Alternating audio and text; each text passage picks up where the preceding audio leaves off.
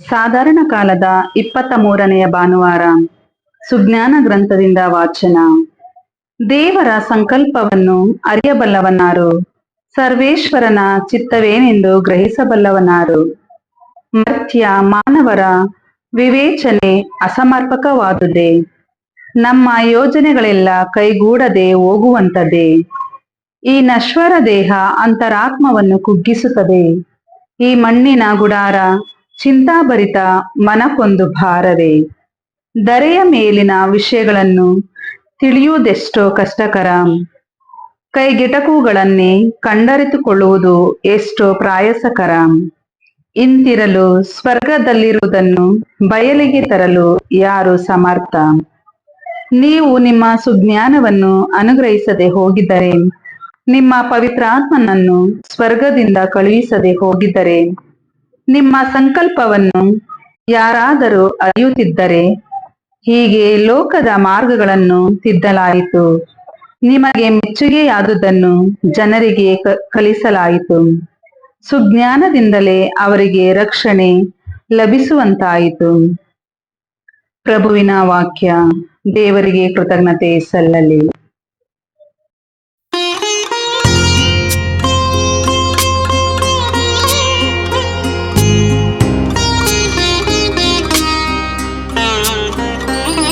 प्रभु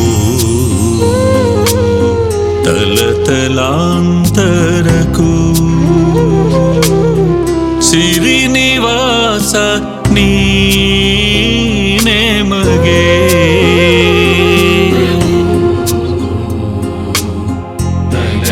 तलतलांतरकु श्रीनिवास नीने मगे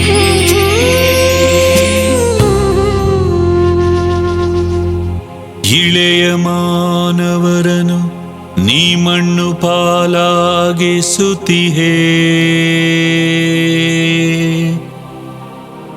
ನರಪುತ್ರರೆ ಮರಳಿ ಮಣ್ಣಿಗೆ ಸೇರಿರಿ ಎನ್ನುತ್ತಿಹೇ. ನಿನ್ನ ದೃಷ್ಟಿಯಲ್ಲಿ ಪ್ರಭು ಸಹಸ್ರವರುಷ ಇರುಳಿನೊಂದು ಜಾವ ಗತಿಸಿ ಹೋದ ಒಂದು ದಿವಸ.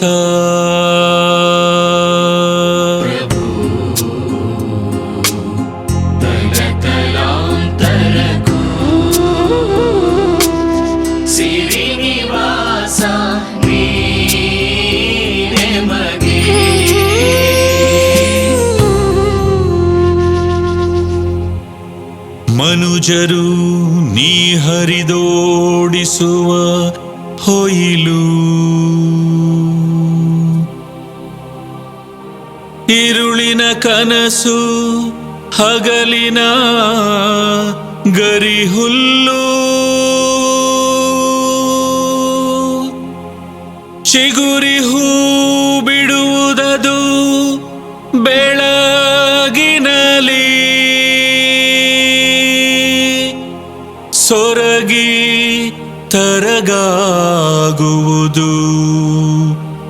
ಬೈಗಿನಲಿ.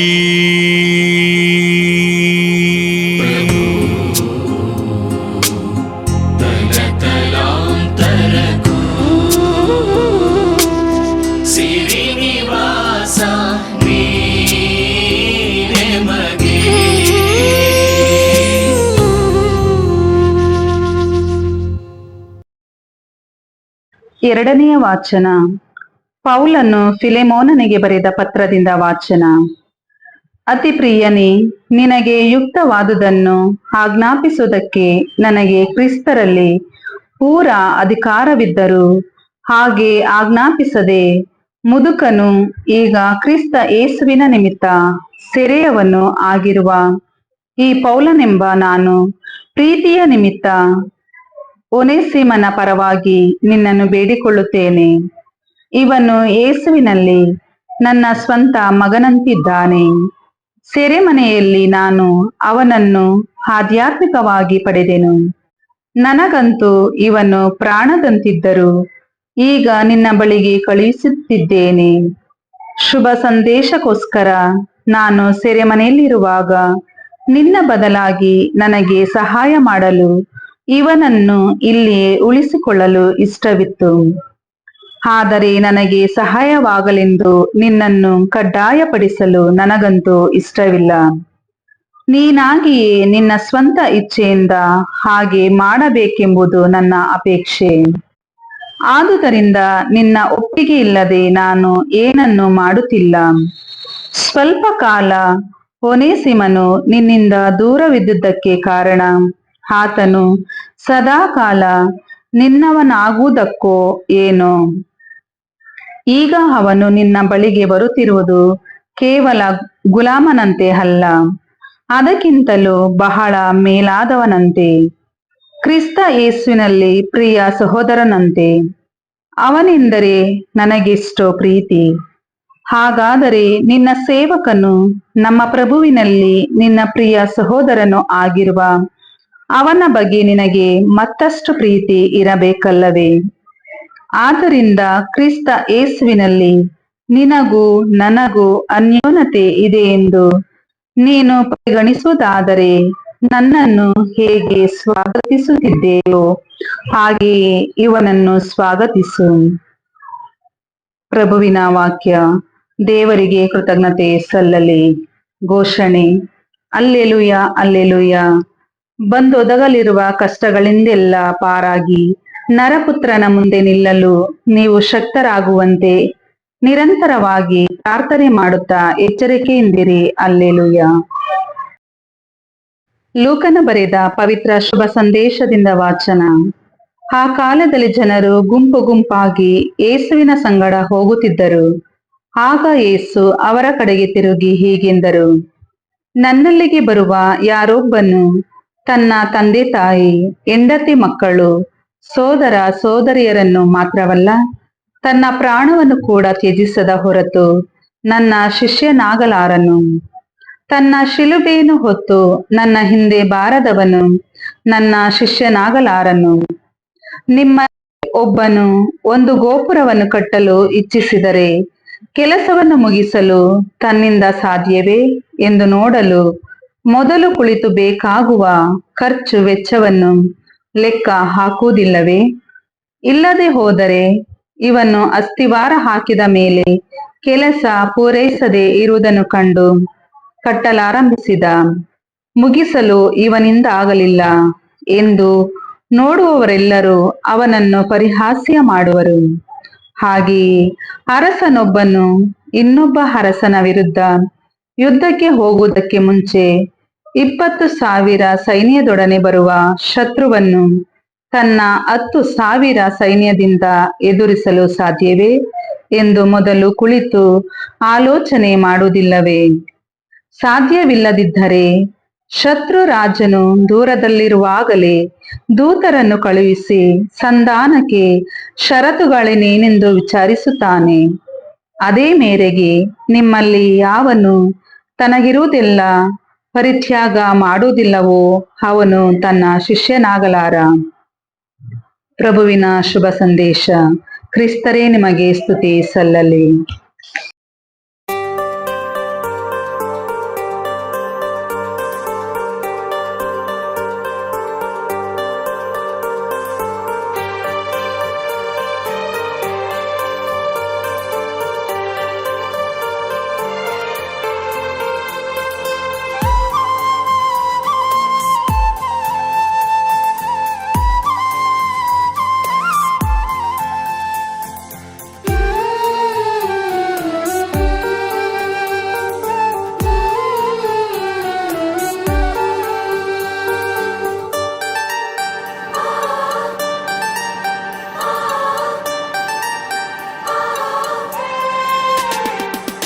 ಅಮ್ಮ ಅಮ್ಮ ಎಂದು ಕೂಗಿದೆ ಈ ಜೀವವು,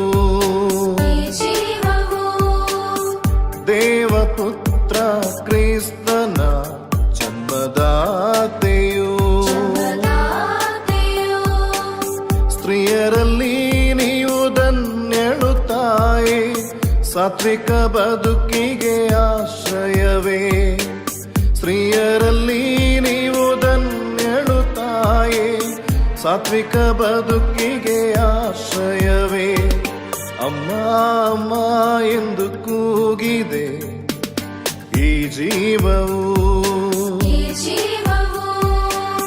ದೇವಪುತ್ರ ಕ್ರಿಸ್ತನ ಜನ್ಮದಾತೆಯು.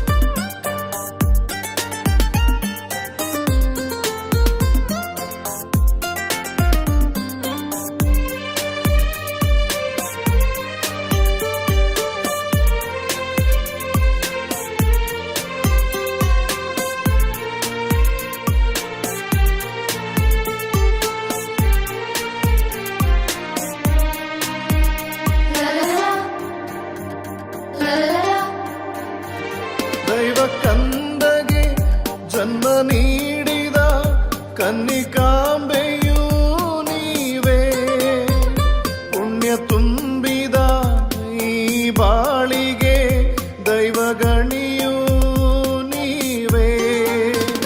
ದೈವ ಕಂದಗೆ ಜನ್ಮ ನೀಡಿದ ಕನ್ನಿಕಾಂಬೆಯೂ ನೀವೇ, ಪುಣ್ಯ ತುಂಬಿದ ಈ ಬಾಳಿಗೆ ದೈವಗಣಿಯೂ ನೀವೇ.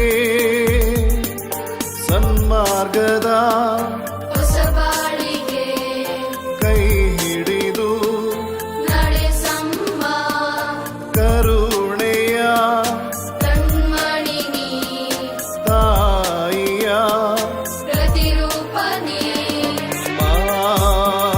ಮರಿಯೇ, ಅಮ್ಮ ಮರಿಯೇ, ಅಮ್ಮ ಮರಿಯೇ, ಅಮ್ಮ ಮರಿಯೇ.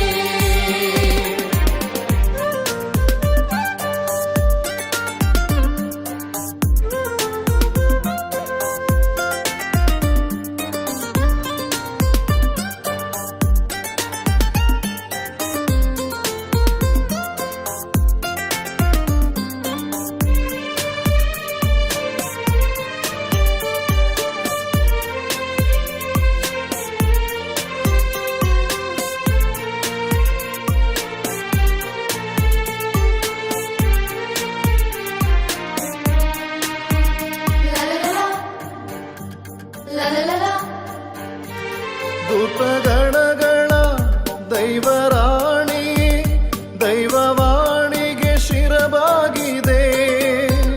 ತ್ಯಾಗ ಪ್ರೀತಿಯ ನ್ಯಾಯ ನೀತಿಯ ಆತ್ಮದ ಸಿಂಚನವೇ. ದೂತಗಣಗಳ ದೈವರಾಣಿ, ದೈವವಾಣಿಗೆ ಶಿರಬಾಗಿದೆ. ತ್ಯಾಗ ಪ್ರೀತಿಯ ನ್ಯಾಯ ನೀತಿಯ ಆತ್ಮದ ಸಿಂಚನವೇ. ಮೋಕ್ಷದ ಬಾಗಿಲೇ, ಚಿನ್ನದ ಆಲಯವೇ, ದುಃಖಿತರ ಸಾಂತ್ವನವೇ, ಶಾಂತಿಯ ರಾಣಿಯೇ. ಅಮ್ಮ ಅಮ್ಮ ಎಂದು ಕೂಗಿದೆ ಈ ಜೀವವು, ದೇವಪುತ್ರ ಕ್ರಿಸ್ತನ ಜನ್ಮದಾತೆಯು. ಸ್ತ್ರೀಯರಲ್ಲಿ ನೀವು ಧನ್ಯಳು ತಾಯೇ, ಸಾತ್ವಿಕ ಬದುಕಿಗೆ ಆಶ್ರಯವೇ. ಸ್ತ್ರೀಯರಲ್ಲಿ ನೀವು ಧನ್ಯಳು ತಾಯೇ, ಸಾತ್ವಿಕ ಬದುಕಿಗೆ ಆಶ್ರಯವೇ. ಅಮ್ಮ ಅಮ್ಮ ಎಂದು ಕೂಗಿದೆ ಈ ಜೀವವು, ದೇವಪುತ್ರ ಕ್ರಿಸ್ತನ ಜನ್ಮದಾತೆಯು.